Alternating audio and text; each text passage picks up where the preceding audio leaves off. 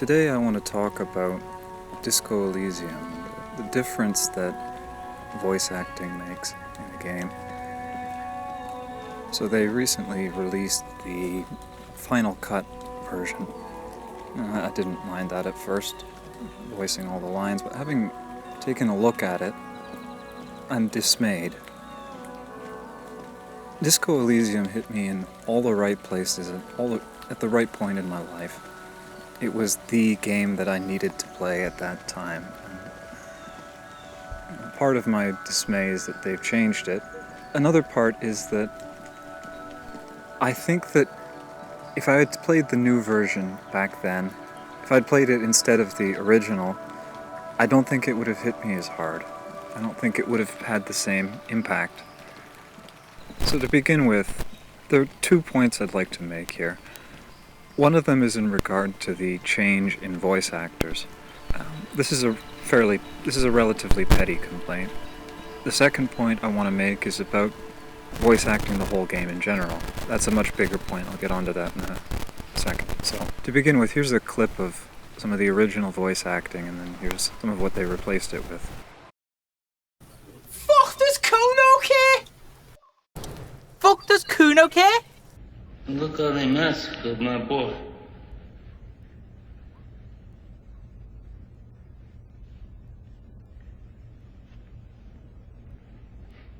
Now, you could argue that it's better. I would certainly agree that it's more professional. It's a cleaner recording as well, the new stuff, but it doesn't have the same character. And I think that character is a lot more important than quality in a piece like this. As an example, here's this clip.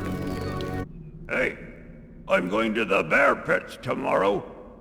You want to come with? Couldn't pay me enough. What? You soft belly. The bears have got these new muzzles with underslung cheek spikes. Last time I was there was a real eye gouging. Nah. It makes me sick. When I was a kid... Huh. Surprised you're even in this job. Ooh, the blood, it just turns my poor tummy.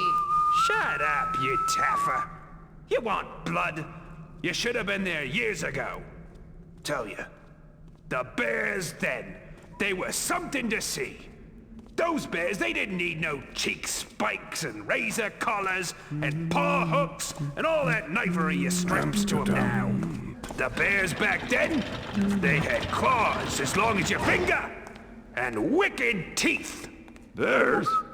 You're toffing me. They look pretty mangy harmless, long as they're not wearing harness. That's why I can't stand the pits now. They just don't make bears like they used to. Whoa! Killer bears! Would have liked to see that. And then here's me doing a better job at it. Hey, I'm going to the bear pits tomorrow. Do you want to come with? Ha! Couldn't pay me enough. What? You soft belly. The bears have got these new muzzles with underslung cheek spikes. Last time I was there was a real eye gouging. Shut up, you taffer. You want blood? You should have been there years ago. The bears back then, they were something to see. They didn't need no cheek spikes or razor claws or all that knavery you kid 'em out with these days. The bears back then, they had claws the size of your finger and huge teeth. What? You're taffing me. Bears look pretty mangy harmless to me, long as they're not wearing harness. That's why I can't stand the pits these days. They don't make bears like they used to. Now, you notice the difference. Mine is it's the way normal people talk, but it's without character. The first one, the original, is objectively terrible, but people remember that line. No one would remember my line there, even if the writing is the same. The voice acting makes a huge difference. A lot of the acting in the original game was amateurish, but that's kind of... there's something to be said for amateurish acting. Outsider acting. They don't know A professional voice actor doesn't spit into the microphone, right? Because that's bad form. It makes a pop.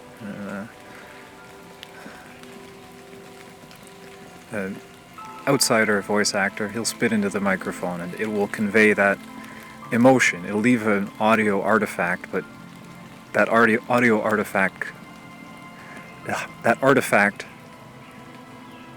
exists in service to the performance, right? And that's the first point I want to make. Now, the second point I want to make is about quiet and the value of quiet.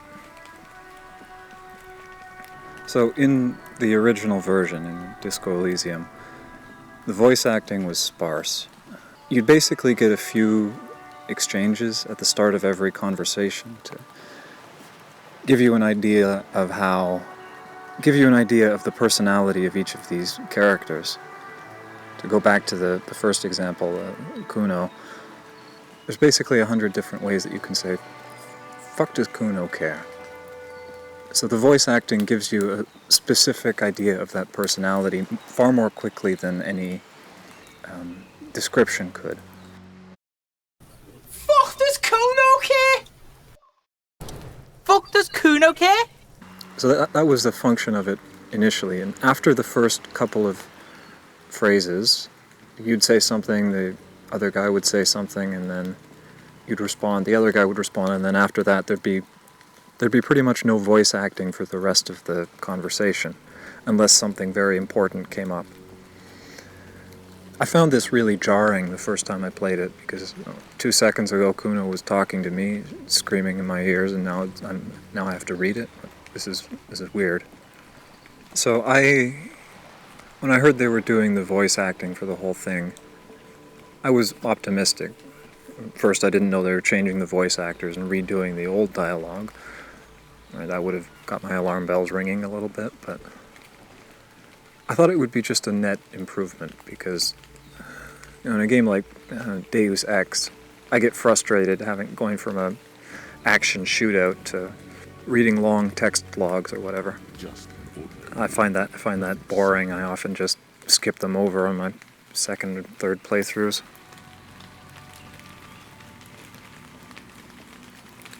But in looking at Disco Elysium now, I'm starting to think they might have thrown the baby out with the bathwater, because part of what was so important to Disco Elysium to me was this atmosphere of just intense loneliness that it put forward.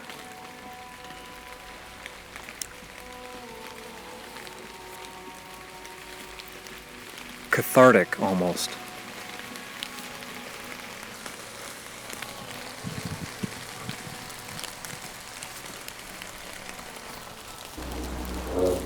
When I played it, I was going through some stuff, as we all are. And it seemed like it was the game that was made for me.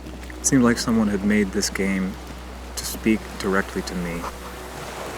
So I'd go along and I'd speak to somebody and say, what is this? Gesture to the room around me, so forth. And I have these conversations, and I dig out my clues and what have you. And then I go walking along and I'm just exploring. A thought bubble appears above my head, and I click on it. Leaning against the tree, you can feel the coarse bark digging into your shoulder through the thin polyester shirt. The raindrops fall from above, they land on your bare sleeve. They're cold and they're wet, a mosquito buzzes by your ear. Trees rustle as the raindrops pass through them. What's to the north? To the north, endless, empty barren fields, plowed but not yet sown. The topsoil long since blown away in the dust bowls of the early 1900s. Nothing now but sand and struggling crops.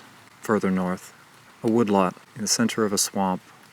The only reason it exists is because the swampland is not good for farming. There are old oak trees, and every year more of them fall down. Soon all the old oak trees will be fallen, and it will be left to the new trees to fill out the canopy. A hunter sits in a shack, polishing an old gun. The deer and the rabbits move furtively. What's to the south?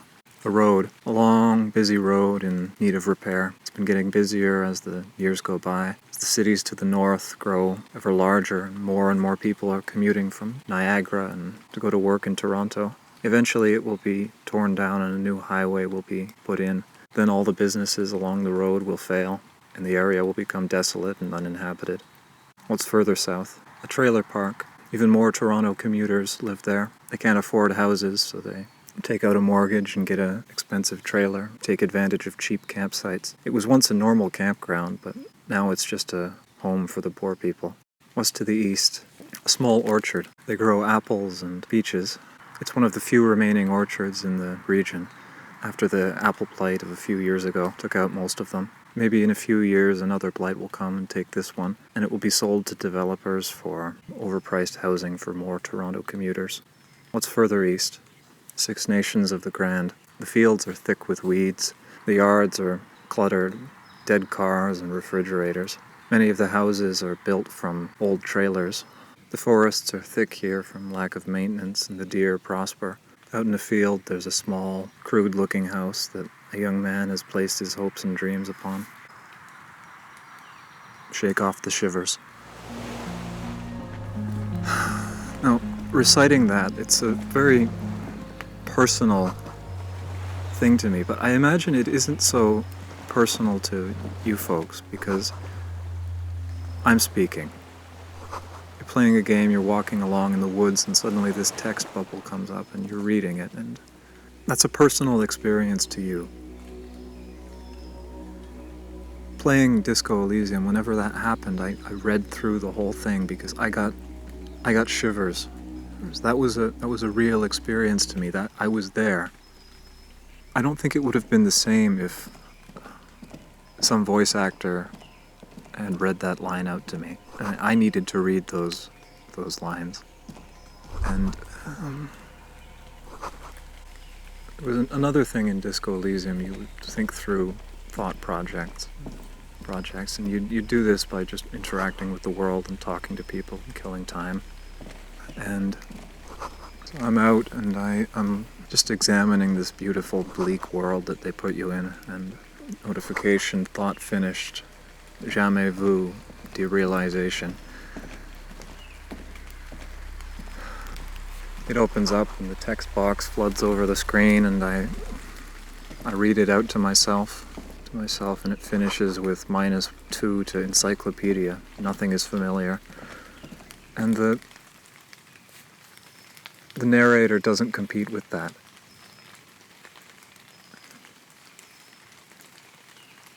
When I'm reading it, there's an introspection to it. It's I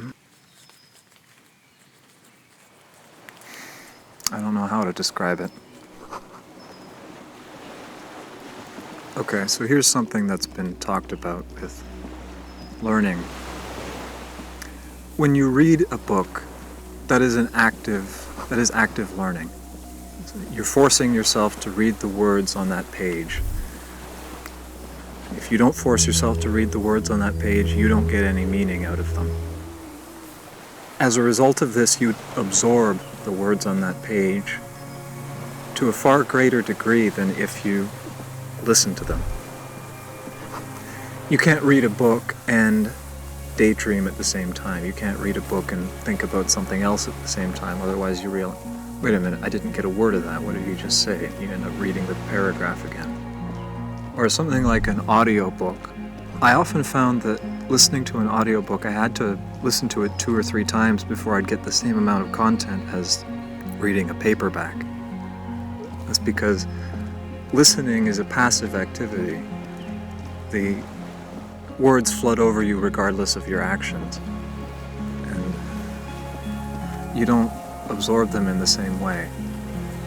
I hope that makes any sense at all.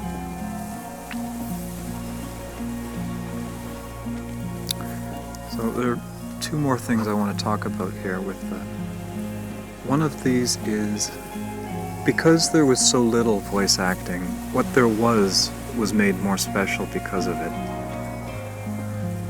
So, in the original game, your thoughts weren't narrated except for very few. Most of the time, you get given a... So, Encyclopedia gives you a tidbit, and you have to read it out yourself.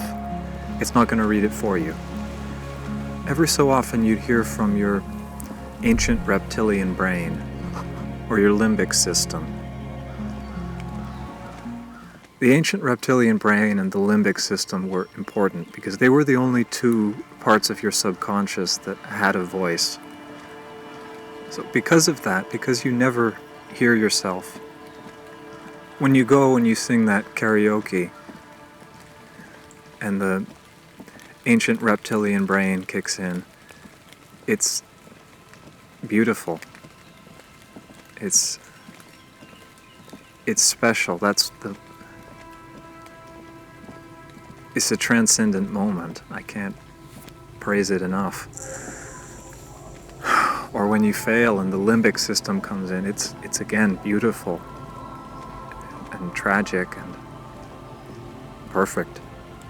You couldn't... And moments like that are diminished by the voicing of every line. And the final point I want to make is about loneliness. Throughout most of the game, you're left with only your thoughts, a few text boxes, and just this haunting background music. And this bleak world that you're wandering around, that you're completely lost in.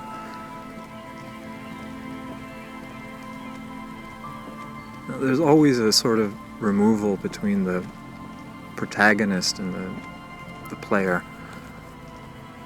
In Disco Elysium, there was no removal. I was Harry Dubois.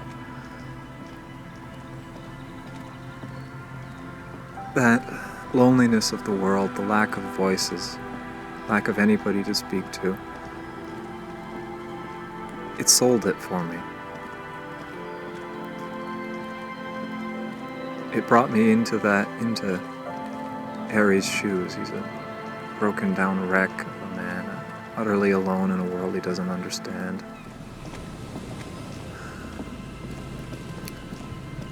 And I'm sad that anybody who plays Disco Elysium from here on out is not going to have the same experience that I had.